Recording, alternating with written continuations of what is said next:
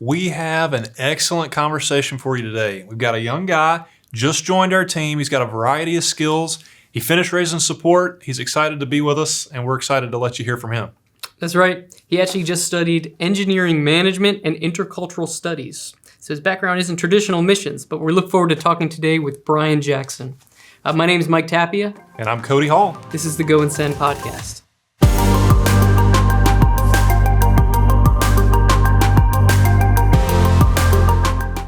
All right. Well, it's good to be here on this podcast today, and we have a special guest with us. It's our friend and coworker, Brian Jackson. And so it's really nice to be here with you, Brian, and kind of to be able to do this with you and kind of see where God has been leading you in ministry. And, you recently just came through the process of support raising to be in missions here at the ministry that we're serving at, Sunset Solutions. And so it's really cool to be able to hear a little bit of your heart, because in this podcast, we kind of want to make this conversation space where we can talk about, missions and global missions and encourage people who are maybe thinking about it and people just like yourself who are going through the process or are saying, maybe I should go through that process in ministry and kind of to see what that's like and kind of where the Lord leads in that. Yeah. So really cool to have you here today. Yeah, thanks. Really excited to be here. It's been like the fourth day, I think, of working here. I'm psyched to be here. I'm excited. The fourth day, just finished, 100% support raising. Oh, yes. Wow, praise the Lord. That's exciting. Praise the Lord. So, Brian, just kind of wanted to hear a little bit of even just your heart and some of your background. You didn't go to seminary. You didn't study necessarily to go into missions. I know it was on your heart in school as well, but tell me a little bit about your background. What did you study in school? What were you thinking when you went into getting your education? And was missions kind of in your mind, in your family, and in your church? So that's some good questions there. So I went to Bethel University in Mishawaka, so small Christian school. So it was a good place in general to just be surrounded by, they call it the Bethel bubble. So you're surrounded by all this Christianity, and then you go to chapel all the time. And so it's really good place. And even the professors having devotions before for classes and all that. So it's a really good place to just grow in faith, grow in, where God is leading me and all that. So I started off majoring in civil engineering, and missions wasn't really on my mind too much, but it was I did have ministry of some kind on my mind. I'd done or even earlier on back in high school, I'd done some semi-missionaries or ministry type of stuff there. There's this program called 5 Star in the schools where they do stuff like programming for the middle schools there, and we had coaching where I was the coach for a group of 8 middle school boys, which gets kind of insane, but that was cool to just get to be there with those kids. And they had a summer camp then that was able to be a camp counselor for them and some ministry aspects there. So I had some ministry on my heart, but hadn't really thought about missions too much. And I chose civil engineering because it felt like I was interested in engineering, and let's go for it. I was doing this program with Bethel and Notre Dame where I was going to be doing 3 years at Bethel and 2 at Notre Dame. So that was kind of the track I was in. But then we can get into some more of that later, but I ended up switching majors to engineering management and intercultural studies because the engineering management was the 4-year program I could do at Bethel, while before, it was going to be the 2 different colleges there. So I changed out of that, and then I added intercultural studies, so basically missions then, because that was what kind of could fit in that major. I could get those 2 majors done in 4 years, and then I was able to have a little bit of both those things. So that was kind of how that whole process ended, and then, support raising and Sunset Solutions came about as well after that, and I got led into that. We can talk about more of that too. So in general, though, missions has been pretty big in my family. I have a pretty big legacy, heritage of missionary. My mom actually grew up on the mission field in South Africa. Oh, cool. My grandparents were there as missionaries. So from an early age, I knew that she had grown up there, very mission-minded there. And then a lot of their family members, too, were also missionaries. There's my great aunt or something was a missionary in China, and then my other great aunt and great uncle were missionaries in Mexico for a long time. So there's a lot of heritage as far as the family members that have served in missions too. So, wow, that's cool. And it's kind of simple. I think you share a lot in common with me and Cody, just in our backgrounds. Not necessarily, going in studying engineering, and then gradually feeling the lead to missions. I know Cody probably has a closer background to that with heritage of ministry and and with your parents, right, Cody? Yeah, yeah. They actually started a ministry in West Virginia in the '90s, and we lived there for about 21 years doing ministry, discipling people, variety of things. But yeah, I was like not pursuing ministry straight into college. I was like Mike said, engineering first, and then God changed that. Yeah. Wow. Well, that's neat though. Even like your heritage, love like those in your family that were in missions and like pretty global missions like that. Yeah. That's cool. Going to China and where else did you say? Mexico. Mexico South and Africa. South Africa. Yeah. Yep. Wow. That's really neat. So you kind of had that background. So what do you think was like kind of a moment where you started thinking a little bit more about missions? Like, you know, you went in as a civil engineer, you had ministry on your mind. Was there any kind of points that you would say, yeah, that was when it started getting a little more serious to me? Yeah, definitely the Alaska trip that I did that in sophomore year of going to Bethel. So that was, I hadn't really thought about mostly going for the engineering route until I'd done on that trip. And then I went on that trip and it was just, we were going there for VBS for some kids. So we went there for 2 weeks and we did a VBS the first week. And then the second week we just kind of hung out with the kids there. And even though it's technically in the United States, it's very much like another country. I mean, it's far enough away to be that way, but just the culture was just so different. And it was just, that was really just the time hanging out with the kids and the relationship building of it. I feel like I'd always thought missions was kind of just like, oh yeah, kind of a lot of pressure and just a lot of difficulty and, all this and that. But like, I saw the joy of it when we were there, where we got to be like, okay, wow, getting to like relate to these people and just give them hope there. Cause it's also a really difficult area for people because we were there when it was 24 hours of sunlight. But wow. it's also, there's the winter time, it's 24 hours of night. So we were there and a lot of the kids were running around, but like a lot of the adults were just like in their houses. We never saw them, mostly the middle-aged people, but there's a lot of hopelessness because of that. I mean, when it's totally dark, like it just affects them so psychologically. And there's just a lot of alcoholism there and drug use. And just like, there's a lot of just people try to cope with that hopelessness in any way they can. So that was kind of eye-opening too, being there and hearing about that. We didn't meet those people too much. They didn't come out very often, but just to hear, okay, that's why we're not seeing a lot of these middle-aged parent people. So then the kids are just running around kind of free range, not really they could go out in the tundra and, the parents didn't really go with them. It was just kind of just the way their culture was, but it was definitely pretty eye-opening. Wow. That's good stuff. So what would you say you took away from that trip, being there and seeing all that you saw? Yeah, I'd definitely say just the realization that like there's a lot of issues in these other places that are far off, and like, I mean, there's issues around here too, and I see those, but like, just seeing, okay, wow, I never knew there was, in this particular place that the 24 hours of darkness could have this effect on people, and just the hopelessness that people are experiencing there, and then getting to like come and do this VBS and just how excited these kids were and just getting to pour into their lives. Like that was just a really big thing to just see, the impact of just small little things like a VBS for a week, as well as just the passion for kids too. That's been kind of a reoccurring thing in my, even in some of my Sunset Solutions trips. Like that's just been a really, kids seem to gravitate towards me, and that's been like kind of started there in Alaska where I saw that happen, and it was just really cool to see that even carry over into some of my future trips. And even just I did a VBS at my home church here in the States, and it was just kind of like, okay, God, you may be trying to tell me something there and give me some opportunities with these different groups of people here. So yeah. So that you said that was during sophomore year of college. Correct. Yeah. Did you also take another trip in college? I did. So it was actually right after I graduated, right before I started at Sunset for the internship. So I went to Greece and Turkey. So that was more of a study abroad type trip. So it wasn't necessarily explicitly missions, but it was very different culture. Because especially in Turkey, it was like the call to prayers all the time. And I remember one time in particular, we were on the bus ride going to these different places. We were going to the 7 churches of Revelation there in Turkey, and then we went to the around Paul's travels.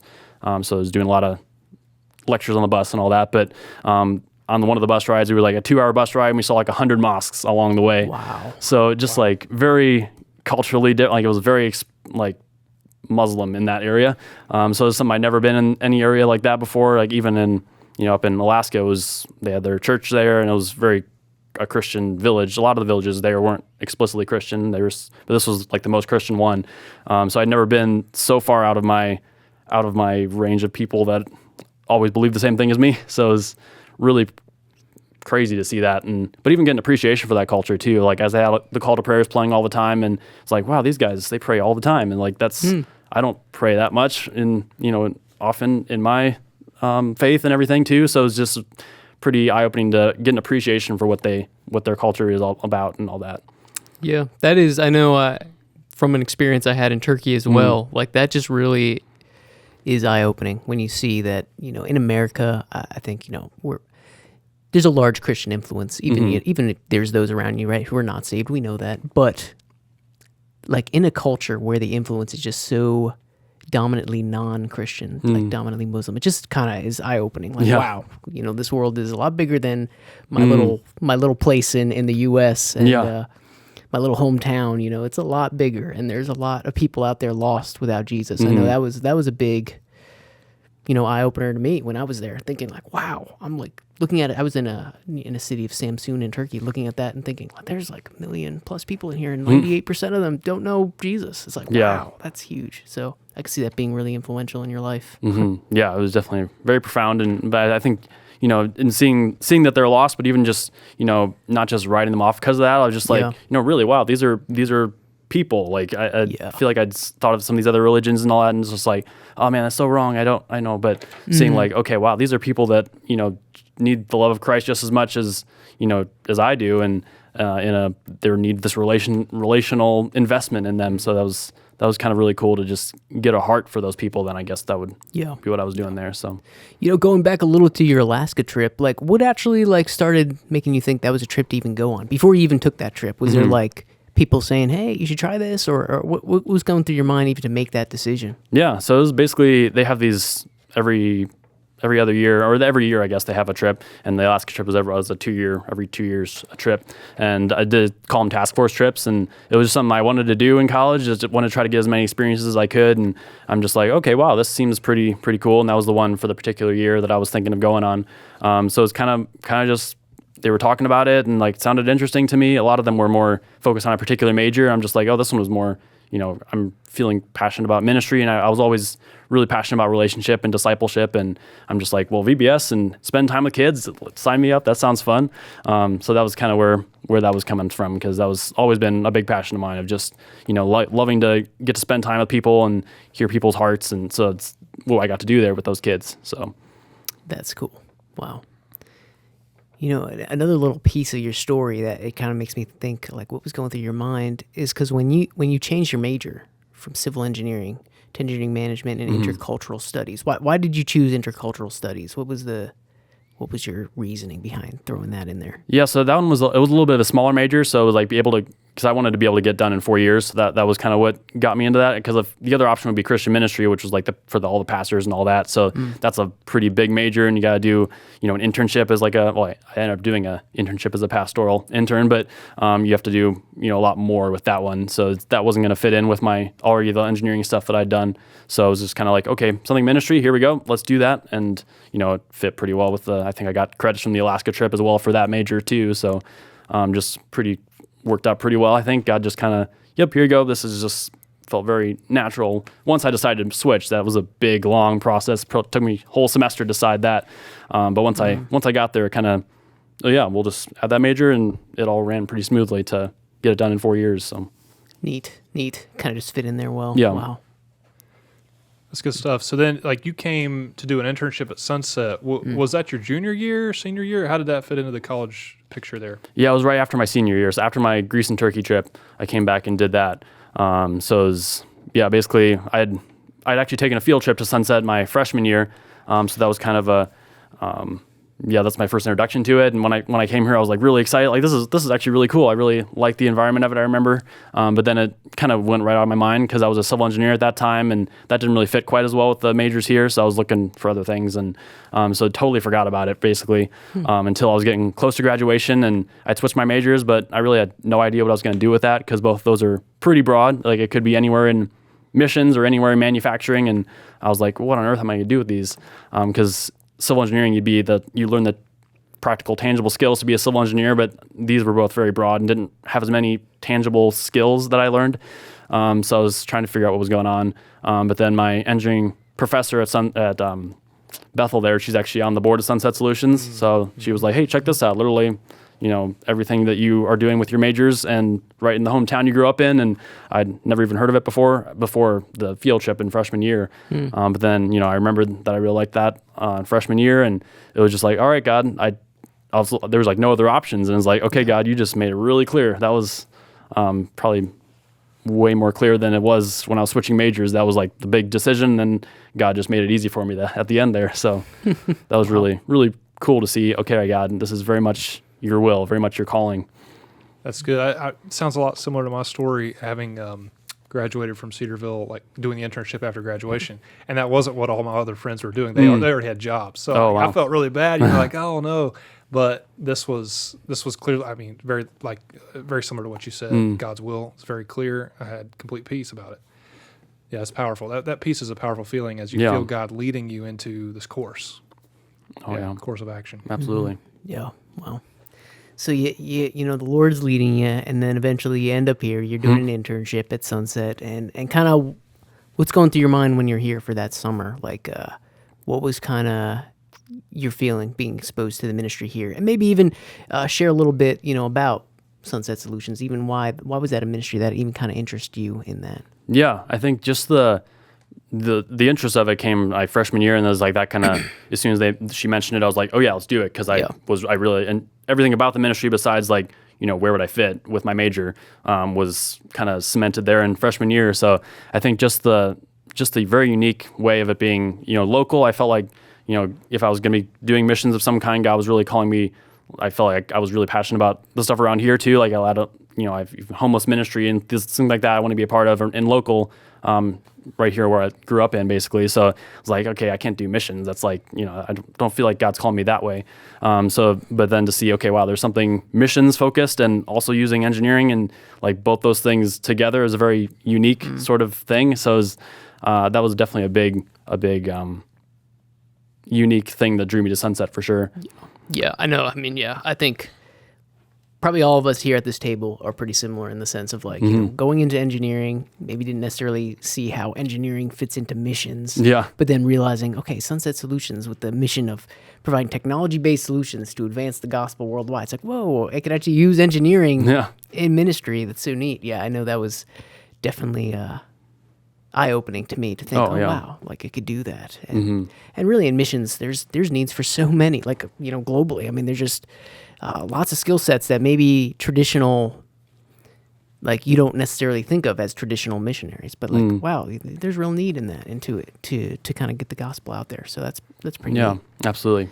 So you did, after this internship, you did something that we call our Discover program. Yes. You want to tell us a little bit about like what that was and kind of how you ended up in that program at Sunset? Yeah. So I think basically the big, the biggest decision was deciding to do the internship and, go there, because after that I was like, it was pretty short relatively and especially for me, like I was still trying to figure out with my more specialized majors, like where do I fit here? And so I was getting to the end of it and I was like, okay, I did some of these things here, but I also like just really don't know going long term, like if I would fit or where I would fit. So like the Discover was a really good opportunity to like, okay, here, let's spend a year here and get some more opportunity to like, for Sunset people to figure out, what my specific giftings are and where that could fit in there, and me just seeing different ways that I want to be a part of things. So I think that was a big reason to stay on. Even with it being a year, I was like, okay, I can do a year, sure. Like, I don't know where else. Like, it was the same. I feel like it was a funnel as well. Like, where else would I go, kind of thing. This is what is right in front of me, and God's made that very clear. So that was pretty easy to decide to do the Discover program. And yeah, just they told me beforehand that like during the Discover program, you'll do a trip or something like that. And I ended up doing 2 of them during that time, which was that was probably one of the biggest factors to then decide to stay after that. Just cause it was seeing the end result of what we're doing here. Cause before it was, this is great engineering stuff, but like the ministry's, way out there, but to then see, okay, wow, we're here. Like this is, the very ministry that's going on, to see the end result of everything that we're doing was really impactful and helped me decide like, okay, yeah, this, even getting to do these trips and have that discipleship focus that I had in Alaska, just get to do that every once in a while and then come back and do this engineering work. Very nice balance there, I think. So you went to Panama. What was the context of that first trip? Yeah, so Panama, that was more of a research trip, so a little bit different than some of the normal trips that Sunset does, but it was kind of a cool thing for me because there wasn't as much to do for us. We're going there to this guy that was a missionary down there. He's trained to the Bible in their native language and the Jesus film and everything that they have in their language. He did that all himself. So this guy's been down there for 40 years and just really cool. We were going down there to just visit him and see all the things that he's been doing. Right now he's recording Bible lessons for them in their language. So we were looking at potential ways to maybe help him distribute that with some of our technology. So that was kind of the point of the trip. But then in general, there was a lot of let's just spend some time with the people here. Because sometimes they were doing the recording and we had to be quiet or in the house quiet, or like we could just go outside and nothing to do. So it was definitely more laid back in a way. So there was a lot of time just spend some time with the people there, which was for me, I think, an awesome first trip for me because like I could just, all right, here, let's get a heart for these other culture, a heart for these people that we get to minister to.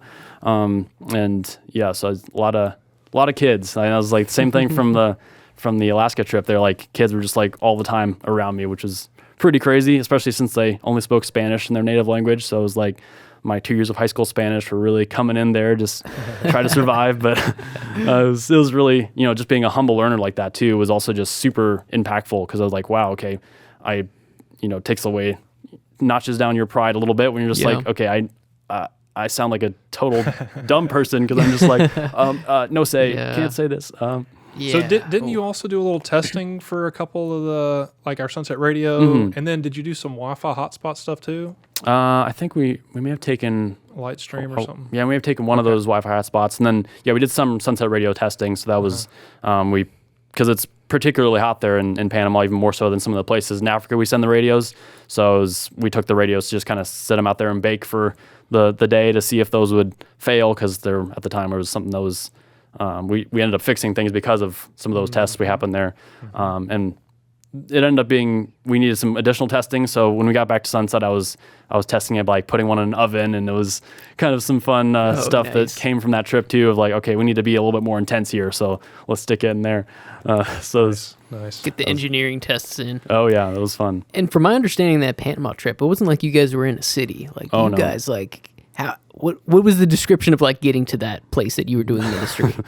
Oh man, after I got back, they said that was one of the most remote trips they've ever done, and I'm just like, wow, starting me off strong there. But man, it was totally like 5 hours down this river to get to this remote village. So it was totally no electricity out there, and it was real remote. We were sleeping on the floor of their hut with mosquito nets and all this, and so it was very, I think, a theme of some of these trips I've gone on, very uncomfortable. But then looking back on it, it's just like, wow, I'm glad I got to experience that, even if sometimes it wasn't the most fun thing.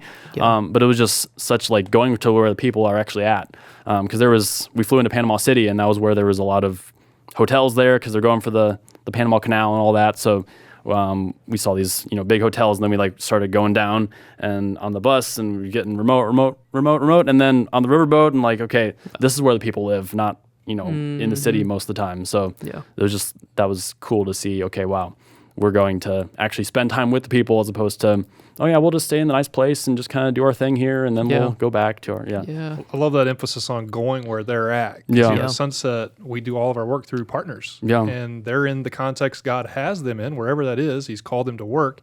But we as engineers, we've got to make sure that we're solving the right problems for them. If we don't solve the right problems, they're not helped. They don't benefit. And I mean, the best way to figure the problems out is to go and to experience it. Yeah, that's something that was really, really humbling when we were there, because we were at one of the more developed villages. But then like there was this closet in the main office that they had there, and it was like a bunch of like old technology from other ministries and stuff that they don't know how to use anymore, like broke or whatever. So they threw it in the closet there, and there was even some like Christmas child type toys and stuff like that in there too. So it was like, okay, all this stuff is just sitting in this closet here. It's like, this is what we don't want. We want to like make sure we develop something that they're going to use. It's easy for them to use, and is going to be something they'll use long term, and it'll solve a problem that they have. Yeah. So that was kind of a cautionary tale, I think, to see that closet of old stuff. So and learning that early on, right? Yeah, especially that's so important.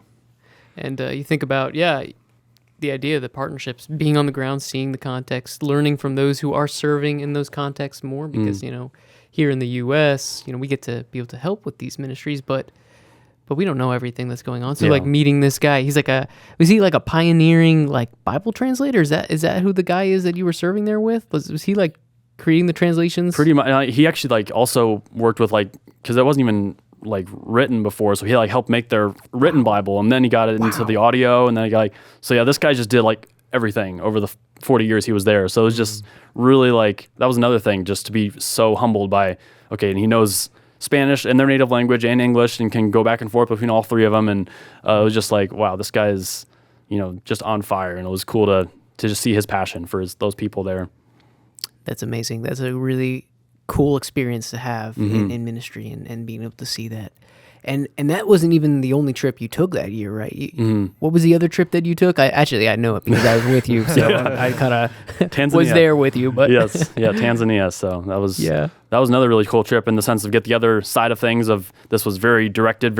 We had the task to go do to install the technology, which is I feel like what's kind of the norm is for these sorts of trips. So that was really cool to get to go and then actually see the impact of the technology that Sunset Solutions can provide. So we were putting in these solar ministry toolkits is what they're called now.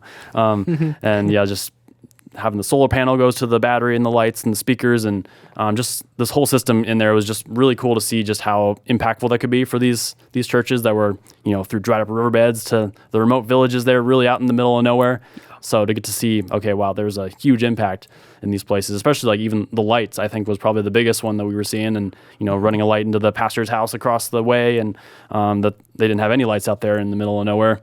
So even to have a light to read their Bible at night when they're having a service or something. So it's just like, okay, I've heard that before, but to like actually see it and see them worshiping at one night with their phone flashlight as their whole light for the church, like it was like, okay, that really made it real. And it was cool to then capture that. I was doing the videography on this trip. That was my point of being there. So to like do a video of like, okay, here's them worshiping at night with just the phone flashlight, and then showing the impact of some of the technology they have going on there, and just even how joyful the people were to see us and the kids dancing around and just all this experience of that and getting to capture that to show the churches that funded it and just raise some awareness of what's going on too, to give people a visual and okay, wow, this is important work to just get them some power out there in the middle of nowhere. Yeah. So you got to serve alongside Pastor Yendi.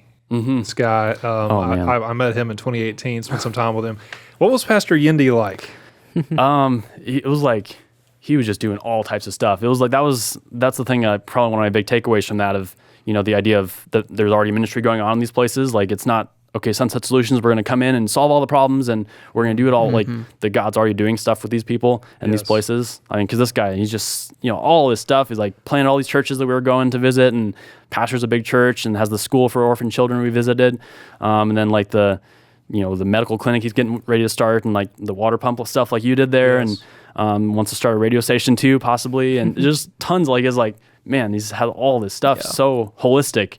It's just like that's something that was all him. Like that wasn't something like, okay, we're gonna come in and here we'll get you this, and you can do that now, and we'll get you this, and it was just like he was, just had this passion for his people and wanted to reach them holistically, I guess. So it was.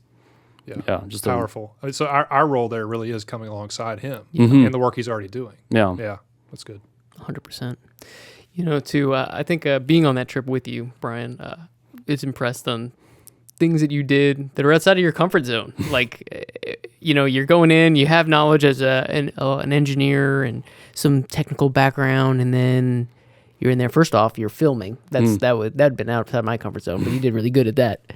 And then on these kind of trips, we don't, we're not necessarily pastors, but, maybe we haven't gone to seminary, but you're going to be required to speak at some of these things. Yeah. Like, what was some of your experiences with that? Oh, man, everywhere we went, by the time we were done, we were just speaking at everything. And the first time we were there, it was like, okay, sure, a quick word from your heart, 15, 20 minutes. And it was like, hey, that's a sermon. I don't understand how that's going to go. And I think the first church we spoke at, we just, said a brief thing, and they expected more, it seemed like. So the next ones we were like, okay, let's have more of a thing and, emphasize, say things several times and just be, really emphatic. So those, and then, by the end we were the keynote speakers at a graduation. So, okay, I had to prepare a little bit for that one, but like at least we had a day notice for that one. And then, the biggest one I remember all the time is going to speak at the school or teach the school, teach the 7th grade English or whatever. So just like walking in the classroom, the headmaster went and sat in the back, and then, Williams and Indy like, okay, see you guys later. And you walked out, and then like, here we are, just all right, teaching 7th grade English, I guess. At least we had a day to prepare for it with the curriculum, but that was just, anywhere we're going, it's like, okay, you're gonna speak here. We want to hear from you, and you gotta love the flexibility of a missions trip. You go in there to install solar panels, and you're teaching English class. It's like, what? How did exactly. this happen? Yeah, I definitely appreciate it much more in retrospect than I did in the moment. I was like, oh my gosh, what is happening? Yeah. Oh boy, I remember that. I remember being there with you. I think you did good at that English class. You did a lot thank better you. than me. I was like, Well, you did pretty good. grammar's really hard. It's hard to teach grammar. Yeah, that was cool. So, you did these trips. You went to Panama. You went to Tanzania. You had served here in Elkhart, Indiana at Sunset Solutions for a year. You're working on different projects that you got plugged into. And then you kind of come to the decision, is this something I want to pursue a little deeper? Like, do I want to be, in missions, for a start in my career? Like, is this where I want to be? What was going through your mind when you made that decision at the end of this Discover program year? And you're thinking, do I keep going at Sunset? Do I keep going in missions? Yeah, that was a really big decision. It was easy to do I can do another year after my internship. It was like I can get more plugged in, all that. But, going past that, I was like, for a long time, it felt like, okay, you're deciding whether to be a lifelong missionary or not. Like it was like, this is a lifetime decision you're having to make right here. And it was just so big. I couldn't make it. It paralyzed me. So I was like, I talked with so many people, like bunch of Sunset people, bunch of people that I know. And I thought it was good getting all that opinions, but at some point I was like, okay, you got to make a decision. You can't just, keep spinning your wheels. And somebody, I can't remember who it was, but they were just talking about the idea of, God calling on your life, like he's showing you your next step. And that was like, took a whole lot of pressure off that decision. It was like, okay, I'm not trying to decide the rest of my life right now. Like God's leading me here. And then, it seems pretty obvious and I'm going to walk in that step there. But then God could lead me somewhere else too at the same time. So it was like, that was, not to say that I'm like always going to be looking to the next thing, but just to say, okay, I can actually make this step because it's a step, and then God'll lead me when he leads me somewhere else, or if he doesn't, just if I'm here for the rest of my career, sure, that'll be great. Or, if there's something else. So it's just kind of a more liberating way of looking at the future and life and God's calling and all that. And I think a big part of that was just learning the idea of of calling. Cause I feel like that was always a big, even in school, the call seemed like a massive thing. Yeah. And, but just like learning that we all have the call, it's to make disciples of all nations and to baptize them in the name of the Father, Son, and Holy Spirit. And like to do that, to spread the gospel. And then there's many roles in which we can do that. So that was like, okay, I have this calling, and then, here's a role that God's leading me into, and my passions align with that, and my, the circumstances kind of point to it. So yeah, let's take this step.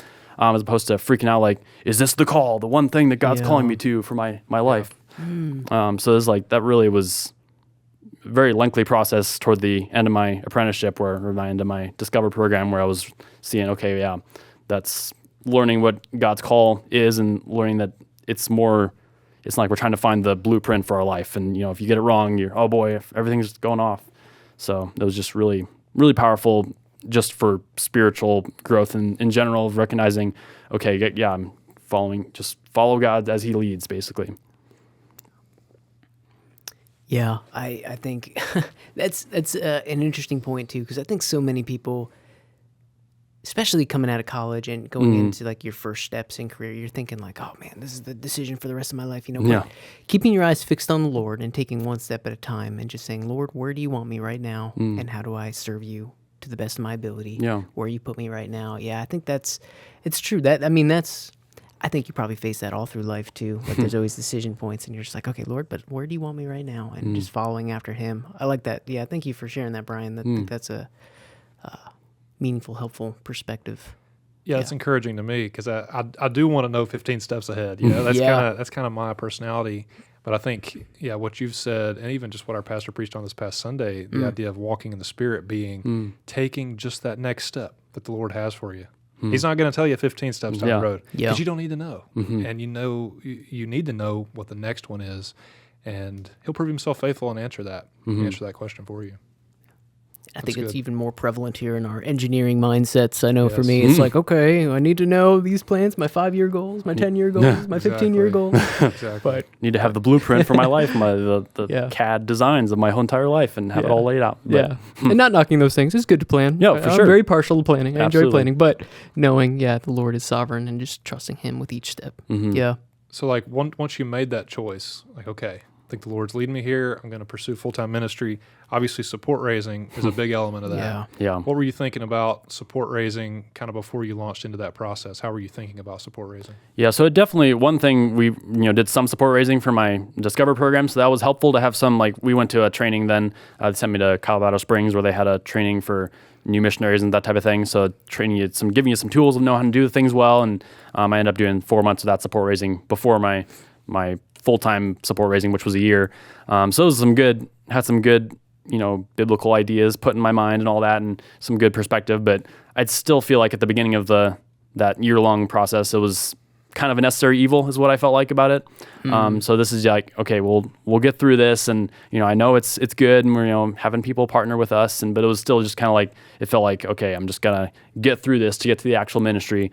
But yeah, then getting to the end of it, just the perspective change was really, really big, because it was like, definitely wasn't the necessary evil anymore. Like I even telling some people that I was meeting with, like, if they give me a choice now at the beginning of it to do, salary or do support raising, I think I'd choose support raising, which I didn't expect, I would say. It's huge. Yeah, it's But huge. just like the amount of people that I get to include in my team, the people that wouldn't have been a part of the ministry otherwise, wouldn't have heard about it. That was a really big component, and just the relationship aspect of it, because I'm very big on relationships, and Yeah. I have introverted, so I have a hard time with big groups of people. But this was a bunch of groups of 1-2 people. So I got to have like so many deep conversations with people and hear about their passions, and tons of them were like, someone was we were talking about the ministry, and then she was like, this lady was like, oh yeah, I have this huge passion for prison ministry, and we had a really cool conversation about that, and I just like learned about so many different types of ministry that I didn't even know existed. Just hearing people's passionate about that were on their hearts, basically. So that joy of that relationship there would just be gone if there was no support raising to do, and then on top of that, just being the personal growth that came from it all too, just learning to trust in God. I think I heard somewhere that like your trust in God doesn't really grow too much until it's put to the test, and it's really hard and difficult. Cause like I need to like really lean on God throughout this whole process. Cause a big thing for me was just the fear of rejection and the fear of other people's opinions that like ruled my mind to an excessive degree almost. I always want to be keep everybody happy. And I love peace, and I love to have everybody, be happy with me. So then to have this opportunity of potentially disappointing someone, or, oh, why are you asking for me for money in my head? I never had someone say that, but it was just like, it was very deep fear there. And then I was able to kind of work through that with actually my mentor I started meeting with about the same time as I was starting support raising, and he just had a lot of good points to share, and a lot of deep personal and spiritual growth came out of that whole process too. So it was just, I would say, definitely a trial by fire, definitely refining fire in a way, but it was really good too. So looking back on it now, can you highlight a few, maybe the ups and downs? Because obviously it's a process, and like you said, it took a year. You were meeting with your mentor through this. I know we were praying for you regularly, weekly if not daily. And a couple of times you even took some retreats to spend some time with the Lord. Could you talk us through some of the process, the ups and downs of that? Yeah. So definitely, I would say, especially toward the end, it was weird. It was, I was getting close, and I was like, okay, I'm going to get there. It's obvious. But like, it was like day to day. There was, really discouraged, really encouraged, really discouraged. Like, and that was a cycle that happened quite a bit through support raising. And I think it often came about because of the responses from people. Sometimes there were days like you call and text a bunch of people and you get nothing, and you're just like, man, everyone hates me. Like, this isn't gonna like, it just, people just don't respond sometimes. But it was just like putting that into their lack of response means they view this about me.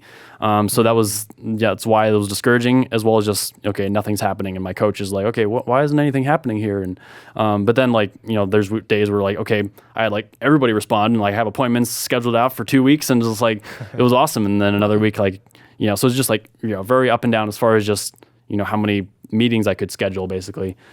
So that was a big part of it.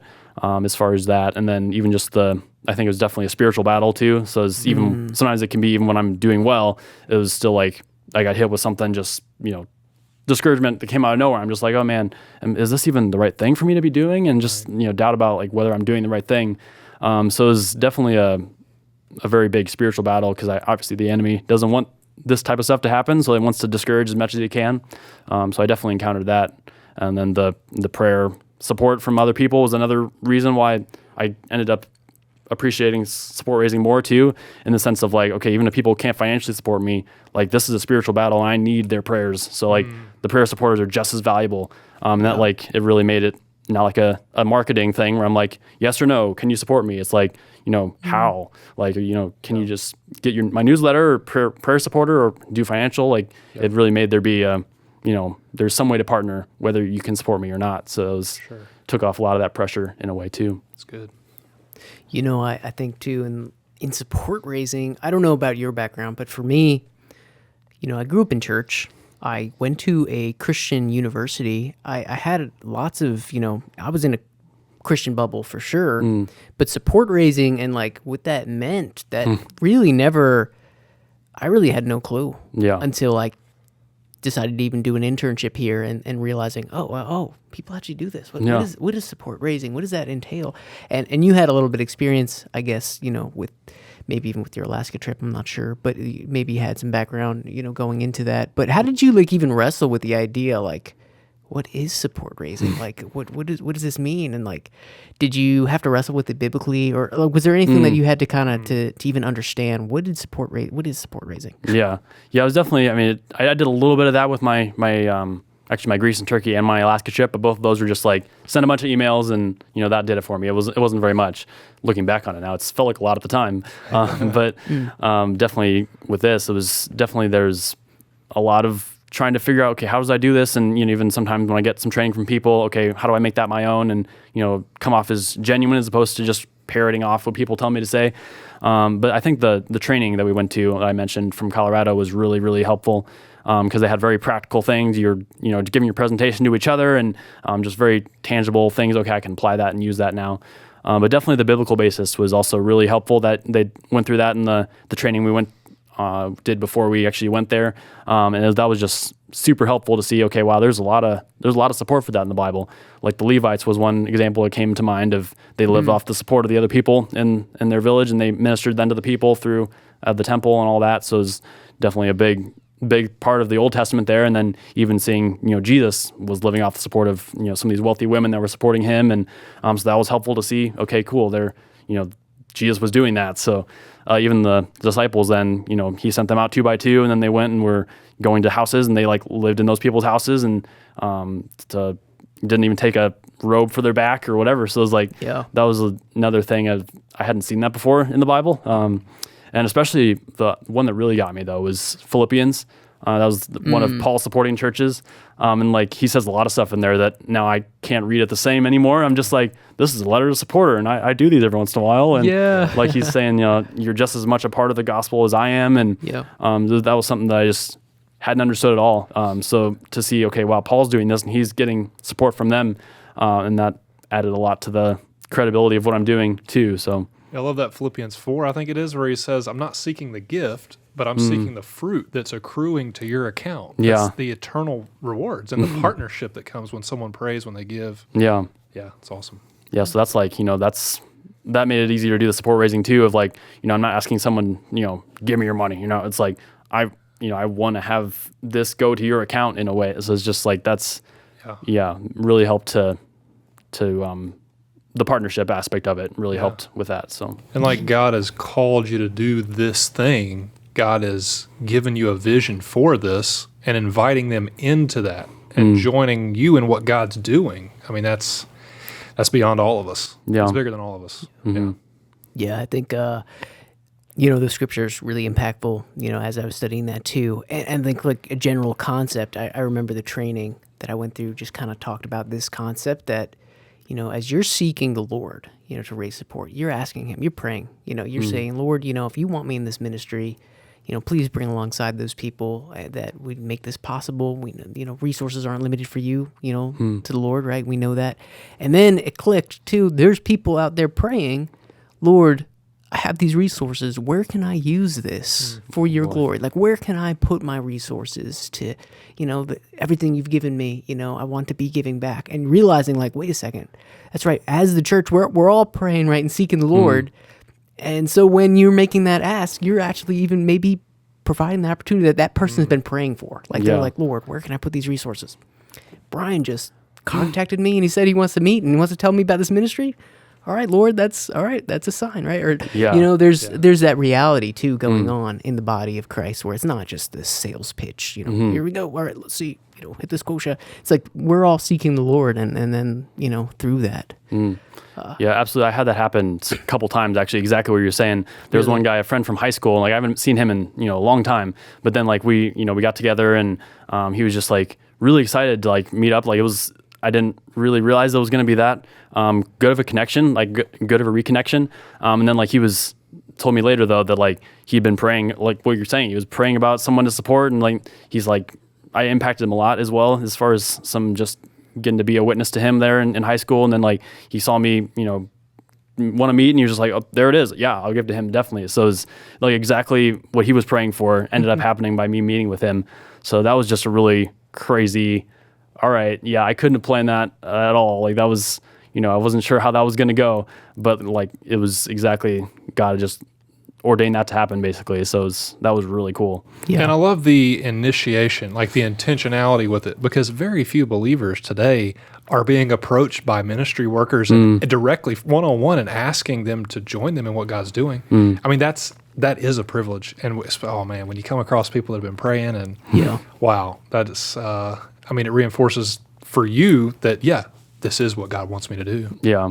It's awesome. Yeah. And kind of a similar situation, not exactly the same, but there was a guy, a more recent supporter that popped on. He was actually part of my young adult group, and he was there the first, I was there for a while, but then he came this first week, and I was sharing a prayer request about support raising, and he was kind of, well, what's that about? I haven't heard that before. And I, very, very brief, like, okay, I'm doing this, and, that was it. And then the next Sunday, he was like, I feel like God's telling me to support you. And like, we didn't even know each other at all. And like, I learned later, I thought he, would have gone back and looked it up and found some more about the ministry, but like, he didn't even do that. Like, just the very, very brief word that I said, God led on his heart to join my team. So it was just a really cool thing of seeing, okay, this is totally like, I'm being faithful to God, and I'm, trusting God to provide, and then he'll lead me to those right people and lay it on people's hearts. And like, he'll literally tell those people, lead those people to join my team. And that was a very confirming thing of, okay, God, you got this. Yeah.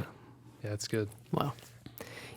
Going into ministry, there's a lot of things that probably would be going through somebody's mind, a lot of fears, maybe a lot of anxieties. Okay, Lord, how is this going to work? Can I even travel internationally? Like, what are all these things that I have to do? Raising support and these kind of fears, and how, like maybe even from your own perspective, was there something that maybe intimidated you the most? And like maybe how did you overcome that, or like how did you wrestle with that thought? Yes, I think there's probably one of the bigger things intimidating was just the fact that like, okay, I want to be a missionary. I need to be perfect. Like, this is like that kind of the. There's a degree of like accountability, and to be responsible for yourself and like, but just like, that was a big barrier for a long time. I kind of like, okay, man, I was always kind of I had 4.0 in school and all this. So I was like, I was used to being, kind of the best, but then I came to this and I was like, I don't naturally excel at support raising. So I was like very, it's kind of a hard thing to interact with people in those ways. And so like, it was something that like, I really came against my limitations, and even saw ways that I was like, okay, I'm escaping this discouragement by like, just, vegging on something else and just kind of, turning my attention to other places. And that really discouraged me, because I'm like, I'm supposed to be, just totally on mission all the time, and supposed to be like, this perfect gospel witness and following Jesus all the time. And so that was something that, really wrecked me for a little while. But then my mentor actually was one of the persons who helped me kind of break that a little bit, and was like, you're a broken human just like everyone else, and like, you're defining yourself based on, okay, I'm a missionary, I need to act this way. So like, what I kind of landed on is like, I'm a broken, beloved son of God who just happens to be a missionary. So just this like finding my identity in who God says I am, and not like in how well I fulfill this missionary standard, I guess. So that was really probably the biggest struggle throughout the whole time that I didn't even realize until the very end of it. I didn't realize I was operating under those terms and letting that kind of, I need to do better. Come on, let's go. So that was kind of cool to see the way that like God, that was a very deep thing that God just kind of, pulled all that up. And then, in general, it helped me to find my identity in God, which is something that like I'd wanted to do in the past, but support raising provided an avenue for God to do that in my heart. So that was really cool. Yeah, I'm really glad you brought that up, because I feel like that's an objection that maybe people aren't necessarily always verbalizing, but like when they think about missions, probably one of the things their mind's going to is like, I'm not good enough for that. I can't do that. I'm not good enough for that, right? That's for the next level of Christians, not me. I mean, wow, Lord, you know how messed up I am. But like, wait, hold up. What is the reality is the gospel, right? We've all fallen short of the glory of God. None of us are perfect. Missionaries are not perfect. There's plenty of issues, and pastors aren't perfect, right? But like the reality of what God has done, right? And the reality is what's been accomplished on the cross, and just living a thank you life in reality of that forgiveness and, the grace that we have, and getting over ourselves, like, I'm not perfect. No, don't think I'm perfect, but I want to serve the Lord here in this ministry. But I think that is a big objective people would have, like that thought of like, I need to be this, or, and then even in the support raising process, you have to go through that cycle, constantly battling. And I think even in the missionary life, you got to go through that battle reality of, wait, hold up, it's not me. It's all the Lord, right? And it's not my works that mean anything. Yeah. I think that's right. A lot of people would struggle with that. And thinking about, Brian, like with your peers and people your age, people you interact with, I know community is important to you. What's the general take on ministry among your peers? Are they struggling with it? Are they open to it? What would you say there? Yeah, so there's actually, being at Bethel, there was a lot of my peers, a lot of my closest friends are like pastors, and there's a couple missionaries, and like, so there's a lot of like very strong ministry people, and like a lot of them have like, some are in tech, and one's a worship leader, and one's actually a head pastor. Like he was right out of college, he was the head pastor of this little church. It was kind of crazy, but so like there's been a lot of that. So I think some of the things I've been seeing with them, I kind of had, I guess, a little bit of a unique experience as far as the people I was surrounded by, but just seeing kind of how they were wrestling with like, okay, where's God leading me to go serve at this church, or like, how is this even what I want to do? And so that's something I felt, was very, very common that I saw, and obviously something that I wrestled with too, as far as, God's leading in my life and all that. So just kind of see that happen in their lives too, and see the ways that they felt led in this different ways and circumstances that lined up for them to get to this place, and just the ways that they were being led by God too. So I think that was a big part of what I was seeing, as far as their views of ministry, and even the other people that, weren't going into ministry, but other things. I had a lot of people who were like, one guy was an accountant guy, and one thing he told me was like, everyone does ministry, just not everyone gets paid for it. So that was something that really stuck out to me too, of all those people, there, that they, had this passion to kind of do their thing in whatever avenue God was leading them to go, I guess. Doing it all for the glory of God. Yeah. Everything you do. Yeah, that's good. So thinking about spent the 10 weeks, 12 weeks in the internship, the Discover program, now you're back full time with your specific skills. What types of things are you seeing as far as unique contributions and things that God has gifted you in? Okay, you got a passion for this, you love doing this or that. How have you seen God plugging you in here at Sunset? Yeah, so that was something I wrestled with for the longest time. Like my whole internship, my whole apprenticeship, like, okay, where do I fit here? Because I felt like, I wish I knew how to weld or how to do something like, very tangible. And it's like, so I had all this, like, a lot of my missions classes were just like a lot of like, all right, here's, the world situation. Like I learned a lot of like head knowledge, but like not a lot of tangible skills. So I was like wrestling with that for a long time at Sunset. Okay, what can I contribute here? But something I kind of landed on was seeing just how organizational minded I am. Like I love to, it's something, if there's like a messy closet or whatever, I'm just like, oh yeah, let's get into that. Let's organize this thing. Wow, you're the guy who wanted to clean his closet. All right, so your mom never had to get on your case then, huh? Yeah, so it's definitely, and apparently not everyone's like that. So so that was kind of cool. See my desk? Yeah, so it was cool to see the need for that, like especially like, I'll be working mostly with like inventory and getting things more, things that we haven't used in 20 years, like getting that out of here and, labeling things right and all that. So that's something could be a really laborious task for somebody if they're not interested in that. But to me, that's like, okay, yeah, let's dig into this.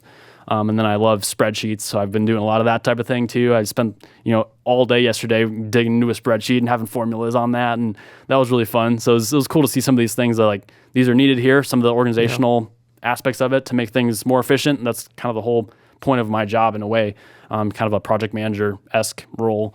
So to see, okay, there's some need there to have some more structure, and then I get to provide that, and then just make things run smoother.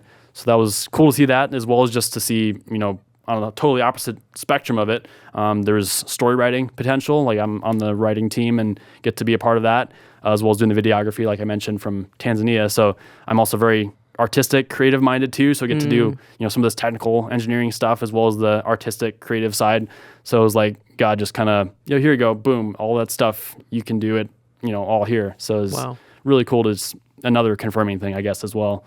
Just on the inventory part and the organization part, I really appreciate that strength in you, and I'm hoping that I can kind of borrow some of your time in the months ahead, because it's the saying goes that it's really easy to make one of something, prototype.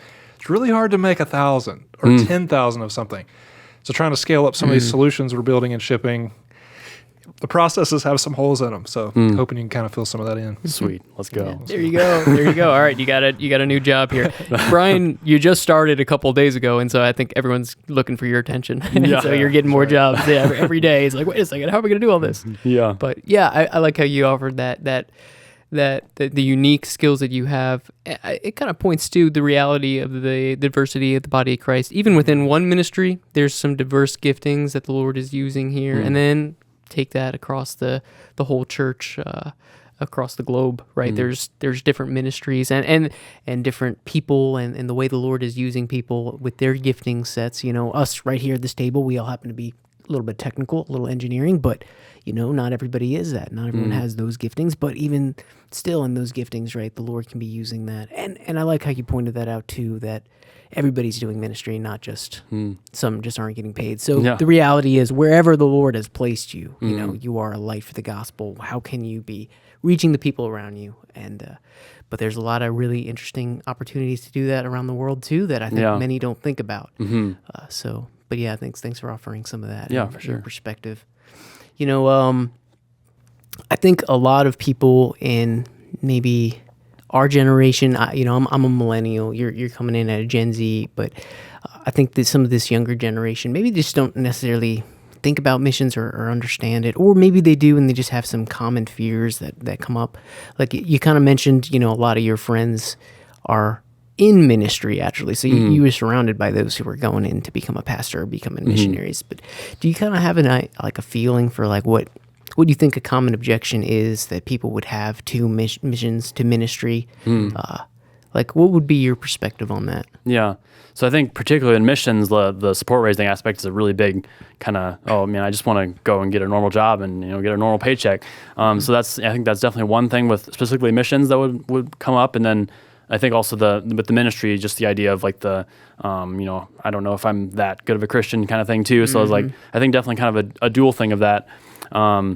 And yeah, even just like the fear of, what other people think too, I think is a big part of it. And just like, if you're a pastor or whatever, just like, man, people are going to, judge everything I say. And, I have to be, or a missionary, like I have all these supporters and I have to be perfect for them. And so it's like, there's definitely a part of that too. So I think there's a lot of fears related to that. Although I'd probably say the support raising specifically would be probably the biggest one, because that's just like, it's just so not what the thing you typically think of when you go to college. No, I'm gonna go to college, go get a job and make a lot of money, like even the money part of it too. Yeah.